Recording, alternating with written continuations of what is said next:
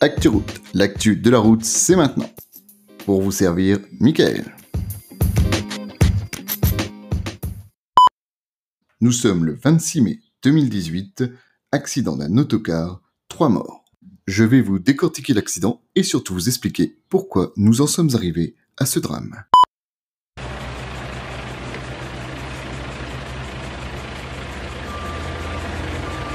En ce samedi du 26 mai 2018, nous avons donc René qui démarre le bus pour aller en direction de Lyon avec à son bord donc des familles du club de rugby ainsi que les ados qui vont disputer donc le match sur Lyon.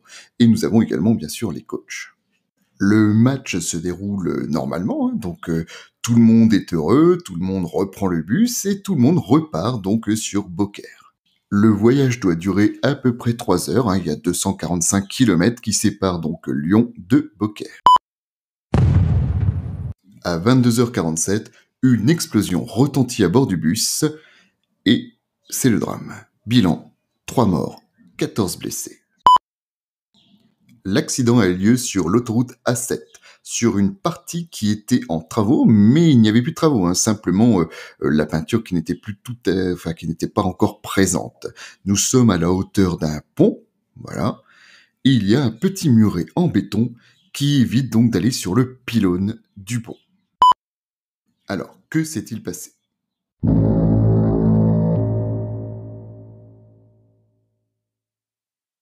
On sait qu'il y a eu des travaux sur cette autoroute A7 à cet endroit-là, mais pour autant, il n'y a pas de plots, il n'y a pas de piquets de travaux, enfin il n'y a rien, donc les travaux étaient quasi finis, mis à part, comme je vous l'ai dit tout à l'heure, la peinture au sol. Il fait nuit, forcément, on est au mois de mai, il est 22h47. La vitesse, me direz-vous ? Eh bien non, René conduit à peu près aux environs de 90 km/h, tel qu'il est recommandé sur cette portion d'autoroute. La météo. Et non, la météo est totalement satisfaisante. Il y a des nuages, mais il ne pleut pas. Il fait nuit, tout simplement. Le trafic ? Non plus. Le trafic est moyen ce jour-là. Donc, pas de circulation dense. Et pourtant, à 22h47, suite à l'explosion, le bus change de trajectoire, s'oriente légèrement vers le muret, donc le muret qui protège le pylône, se soulève d'un coup, se renverse et glisse jusqu'à la bande d'arrêt d'urgence sur une longueur d'à peu près 30 mètres. Comme indiqué tout à l'heure, on sait qu'il y a eu 3 morts. Les 3 morts, on sait qui c'est. C'est René, le conducteur, ainsi que 2 parents d'un adolescent qui venait donc pour le match de rugby. Essayons d'analyser tous les éléments qui nous ont amenés à ce malheureux accident. L'entretien de l'autocar. L'entretien de l'autocar, donc il s'avère que tout a été fait correctement. Les révisions toutes les 30 000, contrôle visuel des pneus, révision mécanique également, bref, tout allait bien au niveau de l'autocar. Cet autocar était équipé donc d'éthylotest anti-démarrage, donc obligatoire aujourd'hui, de ceintures de sécurité, certaines à 3 points, plutôt à l'avant, et d'autres à 2 points à partir donc du milieu donc du bus. Bref, aucune anomalie. Le conducteur, analysons le conducteur. Il a 69 ans, donc il s'appelle René, il est retraité et il travaille occasionnellement donc pour arrondir donc les fins de mois. Et il travaille donc pour cette boîte de voyage qui met à disposition donc des autocars. Il a le permis depuis 1969, il a effectué toutes ses visites médicales, donc avec analyse on voit bien qu'il n'y a pas d'alcool, pas de stupéfiants, il respecte bien les pauses notre René, il n'y a aucun souci. Oui, vous allez me dire peut-être l'âge. Eh bien écoutez, franchement, avec l'expérience que René devait avoir, il devait être bien meilleur que certains conducteurs de bus que l'on voit aujourd'hui. Petite précision, notre conducteur de l'autocar n'est absolument pas au téléphone. Donc les enquêteurs ont borné le téléphone, donc il n'a pas été utilisé du tout lors du trajet. L'enquête nous amène au témoignage. Eh bien, il y a des voisins qui n'habitent pas très loin de l'autoroute et qui ont bien entendu donc cette explosion suivie d'un bruit de frottement.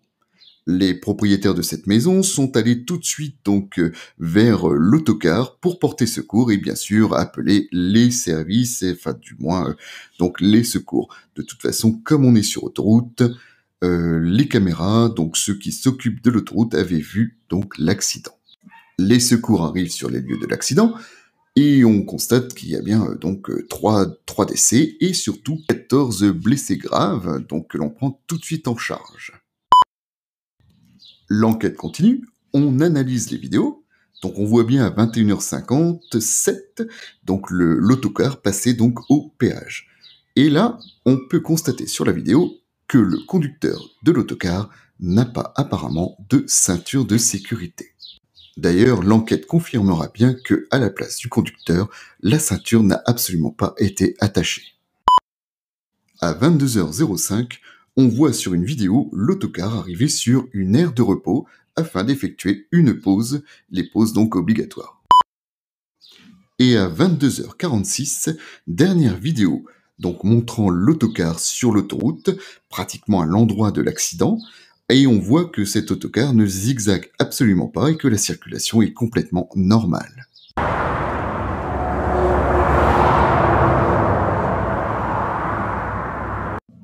Et pourtant à 22h47, suite à l'explosion, le bus se soulevant, bascule sur le côté et frotte le bitume, donc durant une trentaine de mètres, pour s'arrêter sur la bande d'arrêt d'urgence. C'est à ce moment-là, malheureusement, que les 3 occupants du véhicule à l'avant, qui ne sont pas attachés apparemment, sont projetés directement hors du bus et donc sont tués sur le coup.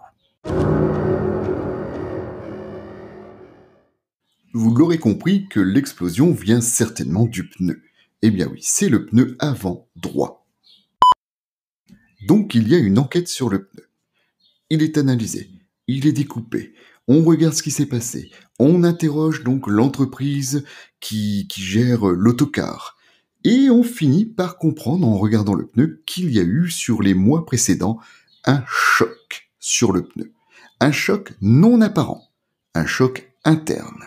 Par contre, personne ne sait d'où vient ce choc. Peut-être un coup de trottoir en agglomération.